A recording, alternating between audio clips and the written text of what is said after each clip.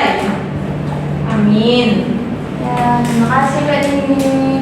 Nah, sebelumnya Ibu akan mengabsen kalian. Kira-kira siapa yang hari ini nggak masuk? Masuk semua. Masuk semua. Semuanya masuk. Gak ada yang nggak masuk ya? Ya, Bu. Iya. Nah, pada pelajaran hari ini kita akan belajar tentang bab 6 Indonesia Kaya Raya. Topik A, bagaimana bentuk Indonesiaku. Nah, sebelumnya kita akan menyanyikan lagu wajib nasional, yaitu Halo Halo Bandung, untuk meningkatkan rasa nasionalisme kita. Berdiri untuk menyanyikan lagunya.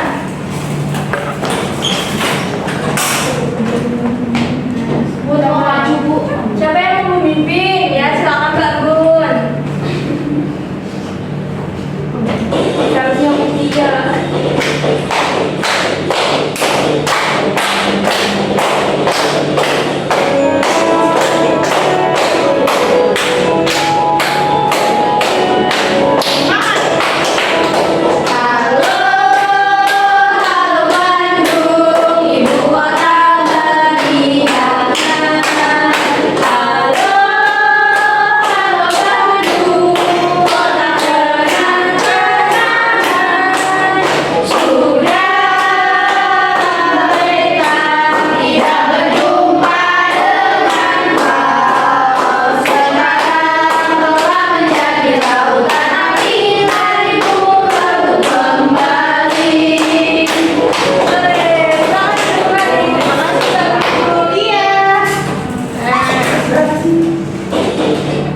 Selanjutnya itu ada tujuan pembelajaran pada pagi hari ini, yaitu melalui media pembelajaran PowerPoint yang disajikan, peserta didik dapat menguraikan bagian-bagian yang menyusun peta. Melalui kegiatan diskusi kelompok, peserta didik dapat menyimpulkan informasi dari sebuah peta yang benar.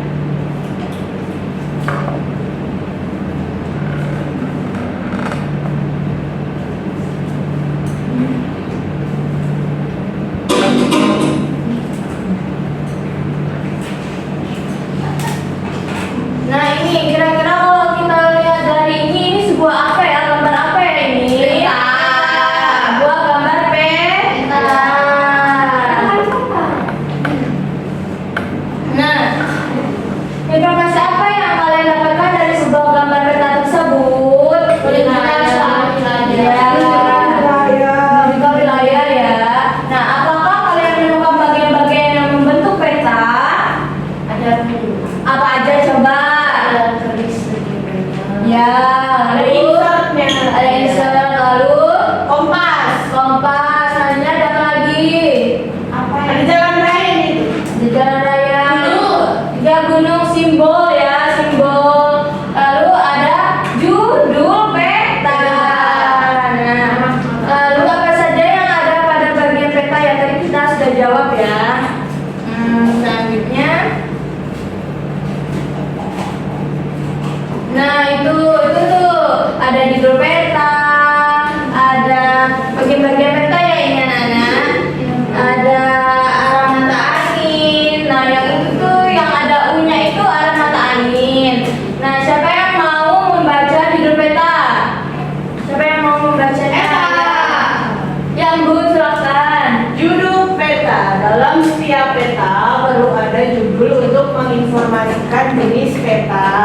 Ya, ada arah mata angin. Siapa yang mau membaca? Ya, silakan. Arah mata angin sebagai alat bantu untuk menentukan arah mata angin dari peta.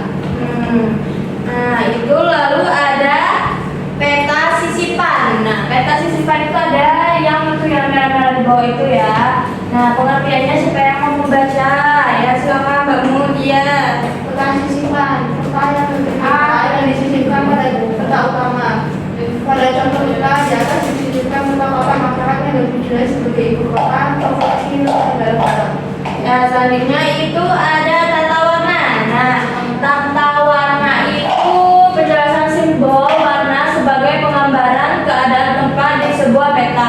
Sebuah warna biru untuk menggambarkan wilayah, perairan, hijau untuk daratan rendah, dan kuning sampai ke coklat untuk daratan tinggi.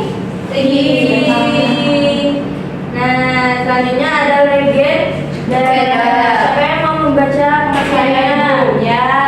Legenda menjelaskan keterangan simbol pada suatu peta atau bisa juga pada gambar lainnya.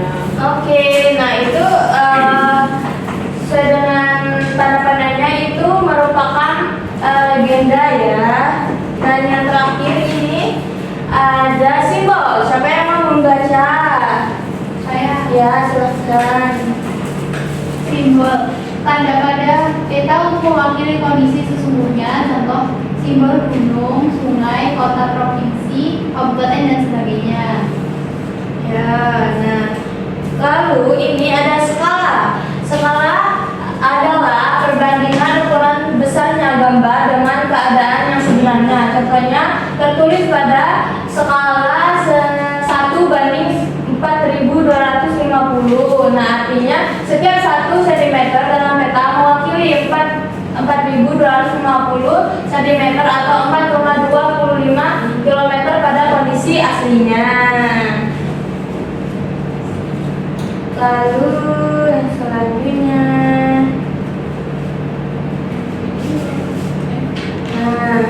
nah ini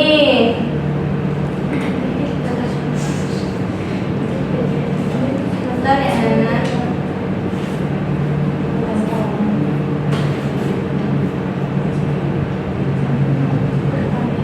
Nah ini Ibu ada video tentang mengenai komponen-komponen peta. Ibu harap untuk mengamati dengan baik ya, didengar dengan seksama tentang komponen-komponen peta.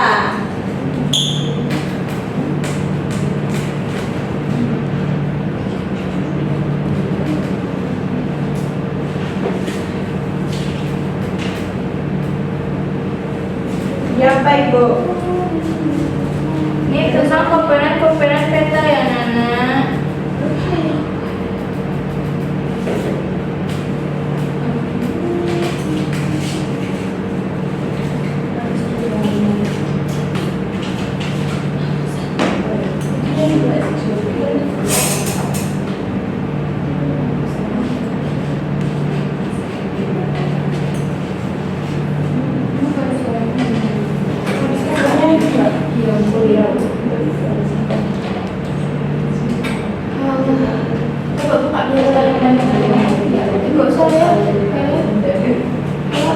Tadi kan udah dijelasin kan? Iya.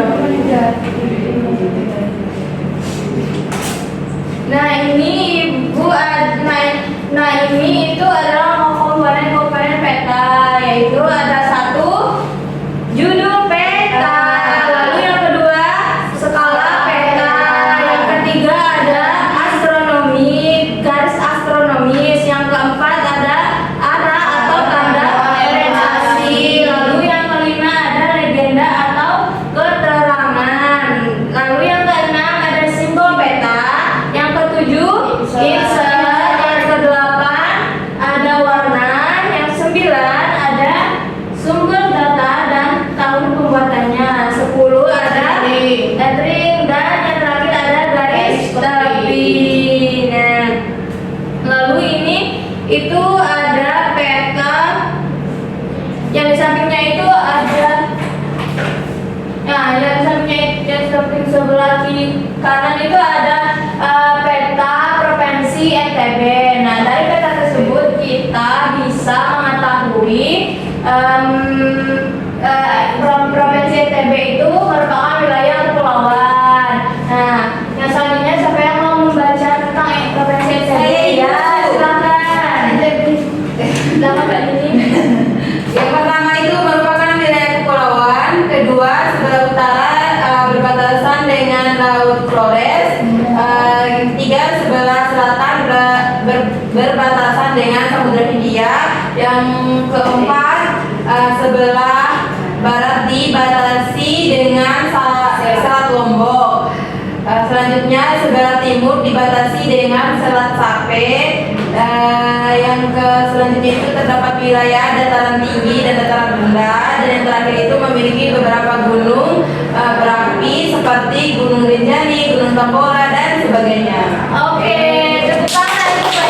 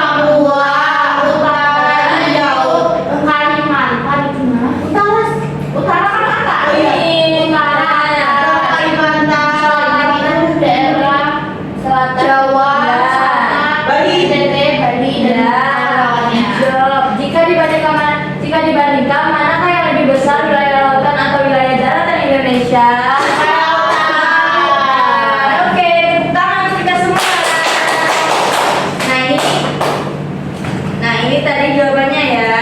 Nah, Iya, ini benua Asia, betul kan tadi kita?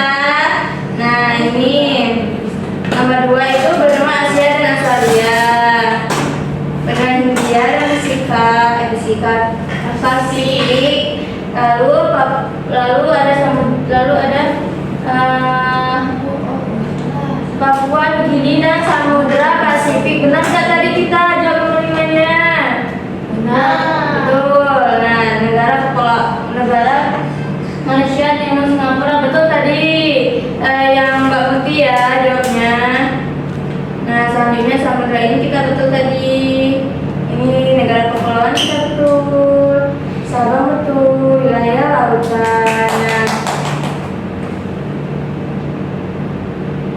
Nah, kira-kira ini loh. Apakah kamu tahu tentang negara maritim dan negara agraris? Nah, negara maritim adalah negara yang sebagian besar wilayahnya berupa perairan atau memiliki kawasan laut yang luas. Sedangkan negara agraris adalah negara yang sebagai besar rakyatnya bermata pencarian dengan bercocokkan. Bertani ya Bu?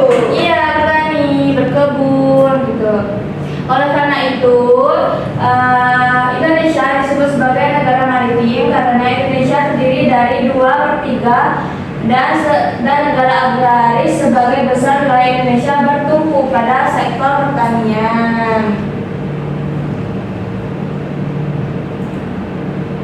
Nah, ciri-ciri negara maritim siapa yang mau membaca? Saya bisa Ya, silakan. Ciri-ciri negara maritim ya, yaitu memiliki wilayah laut, memanfaatkan laut untuk kesejahteraan rakyat, memiliki transportasi laut, memiliki perdagangan laut, dan memiliki armada militer laut untuk menjaga kedaulatan laut di wilayahnya.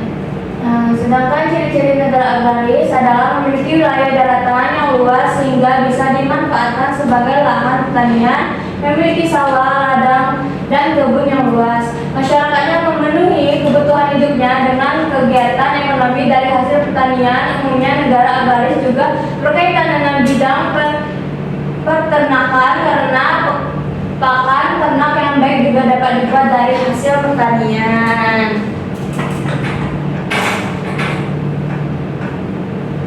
Hanya itu. Nah, kalian mau tahu nggak sih apakah contoh budaya dari masyarakat maritim dan agraris itu apa? Siapa yang mau membaca itu? Saya ya, silakan Mbak Afil.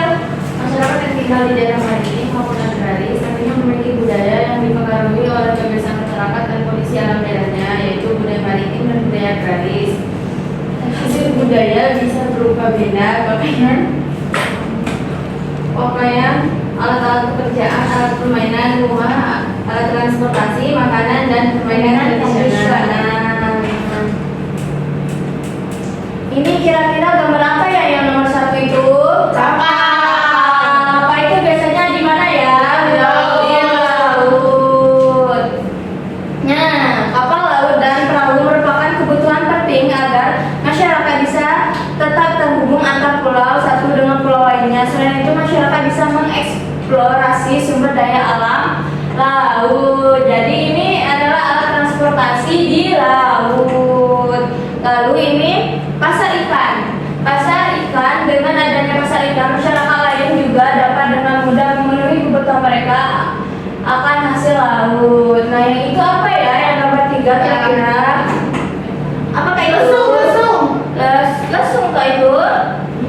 Iya, itu adalah alat pemotong dan penumbuk padi. Dengan semakin meningkatnya teknologi pertanian, peralatan tradisional ini sudah banyak digantikan dengan mesin modern yang membuat kegiatan pertanian semakin cepat selesai. Ini alat pemotong padi untuk zaman dahulu ya, nah sekarang sudah tergantikan. Nah, dan yang terakhir ini festival laut atau festival padi. Peserta ini juga sebagai ungkapan doa agar hasil laut atau hasil panen mereka tetap melimpah. Contohnya pesta laut atau hajat laut yang rutin dilakukan para nelayan di pantai Pangandaran, Jawa Barat setiap bulan Muharram. Masyarakat Dayak Kayan di Bulungan, Kalimantan Utara juga memiliki pesta panen padi yang dikenal dengan nama Lek Mali Au Kabang. Nah, kira-kira di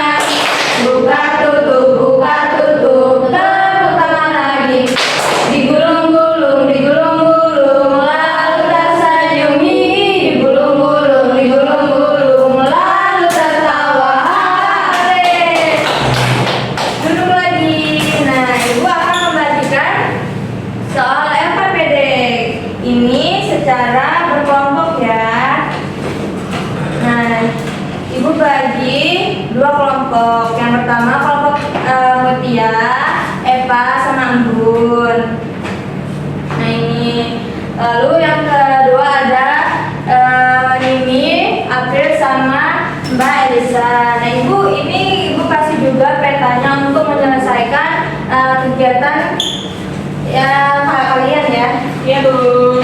Ini ibu kasih waktu 10 menit cukup, 5 menit aja deh, cukup kan? Cukup Ibu.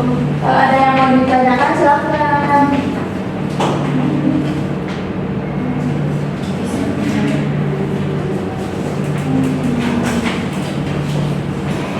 Petanya dibuat dengan cantik ya. Dengan sepenuh hati. Tapi nggak bisa gambar Bu. Saya bisa kok. Nanti gambarnya sekolahnya siapa? Enggak dong. Iya dong.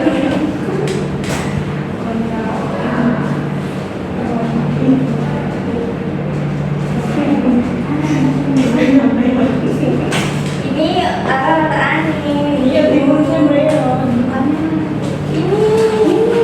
Ini loh diperhatikan petanya yang sudah ibu beri.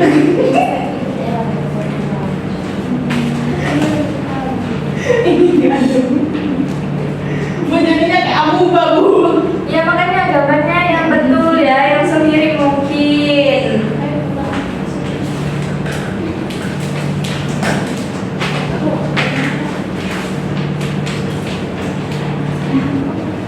Yang kedua, sudah selesai, kelompok 1 sudah selesai ya Bu? Sudah, siapa yang mau presentasi kalau itu? Kelompok satu. Ya sekarang berdua dulu. Berdua nih Ibu, kalau berdua silakan, berdua teman Ada kegiatan Assalamualaikum warahmatullahi wabarakatuh. Kami dari kelompok 2 akan mempresentasikan hasil diskusi kami. Ada kegiatan 1. Pertanyaannya itu berdasarkan kondisi geografis, apakah Indonesia bisa dibilang negara maritim atau agraris? Jawabannya itu bisa, karena wilayah perairan di Indonesia lebih luas dari daratannya. Terus kedua, apa manfaat dan potensi yang dimiliki oleh negara maritim dan agraris? Jawabannya itu menjadi jalur strategis dalam perdagangan ekonomi dunia dengan memanfaatkan laut sebagai media perhubungan dan transportasi. Terus yang ketiga itu apa saja yang bisa menyebabkan kerusakan wilayah maritim dan agraris? Jawabannya itu kebakaran hutan, penebangan liar, limbah beracun dan sampah. Terus yang terakhir itu apa upaya yang perlu dilakukan untuk menjaga kelestarian wilayah maritim atau agraris? Jawabannya itu yang pertama tidak menangkap hewan dan tumbuhan langka. Yang kedua hemat energi dan hemat air. Yang terakhir itu mengurangi penggunaan kantong plastik. Yang akan kegiatan 2-nya akan dijelaskan oleh teman saya. Ya, jadi ini kegiatan 2 disuruh untuk menggambar peta provinsi Indonesia beserta komponennya. Ini peta yang kami gambar. Sudah mirip dengan itunya belum? Mana contoh petanya yang ibu kasih tadi? Ini juga ada keterangannya ya Ibu. Ya. Coba sebutkan keterangannya di sini ada apa aja. Ini judul. Ya. Ini bentuk arahnya. Ya. Kemudian ini nama-nama provinsinya. Ini ada Kalimantan Barat, Kalimantan Timur, dan lain-lain. Lalu simbolnya ini, coba perhatikan kalau berbentuk seperti ini itu ibu kota. Kemudian ibu kota selanjutnya ini ada beda, terus ini skala, terus ini inset. Oke, tepuk tangan. Kasih apa? Kasih W, kasih O, kasih W. Wow, silakan kembali kelompok 1 silakan. Baik, kami dari kelompok 1 ingin mempresentasikan hasil diskusi kami. Pada kegiatan 1, berdasarkan kondisi geografis, apakah Indonesia bisa dibilang negara maritim atau agraris? Mengapa? Karena karena Indonesia memiliki memiliki sekitar 54.720 km garis pantai dan 2,5 juta kilometer persegi wilayah perairan. Maka Indonesia bisa dibilang negara maritim. Yang kedua, apa manfaat dan potensi yang dimiliki oleh negara maritim atau agraris, yaitu berguna bagi kemakmuran dan kesejahteraan segenap bangsa Indonesia.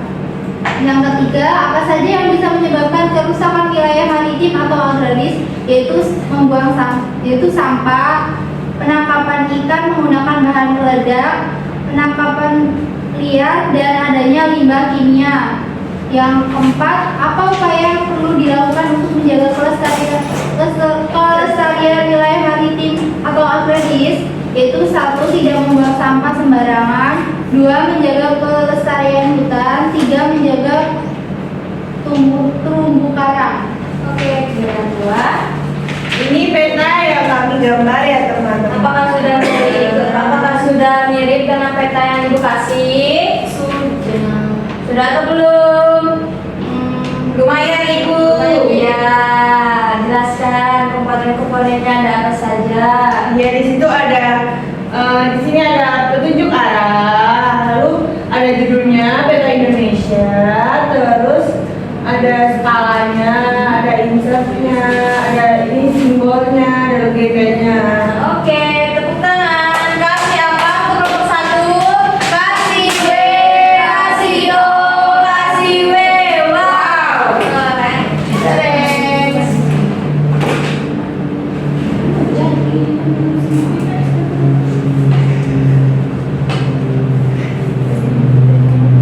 Nah, sekarang karena pembelajaran kita udah hampir selesai, Ibu akan bertanya, apa saja kesulitan dalam menyelesaikan materi? Menggambar peta.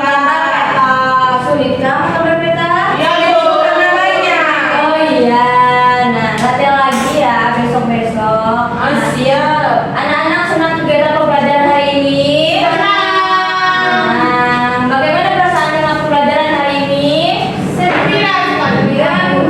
Nah, lalu Ibu ada kuis. Siapa yang mau main kuis? Nanti cepet-cepetan ya ini. Nanti siapa yang betul menjawabnya Ibu kasih nilai lebih. Oke.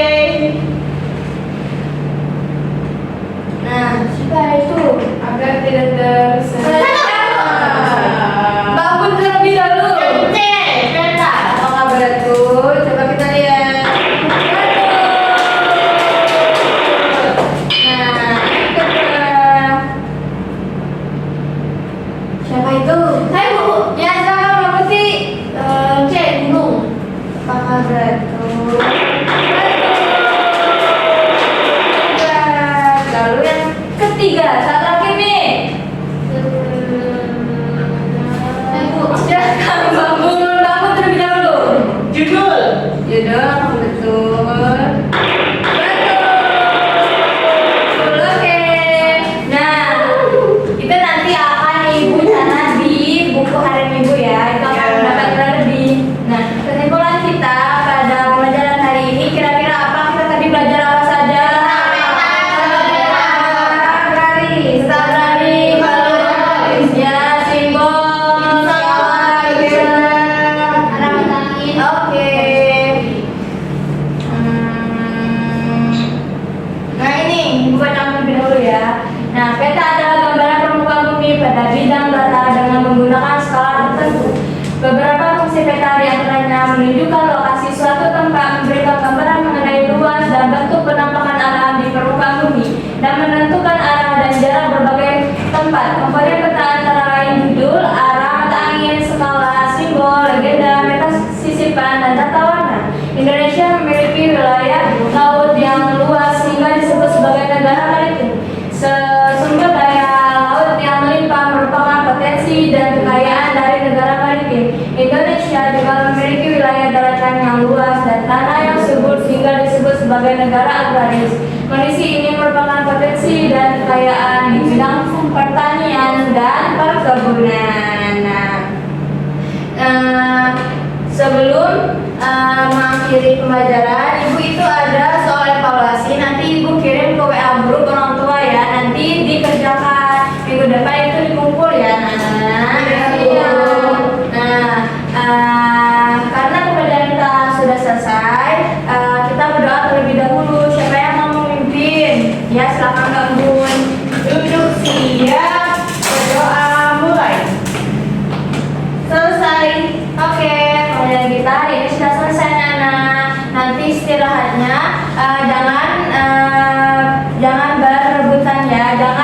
desak-desakan di kantin.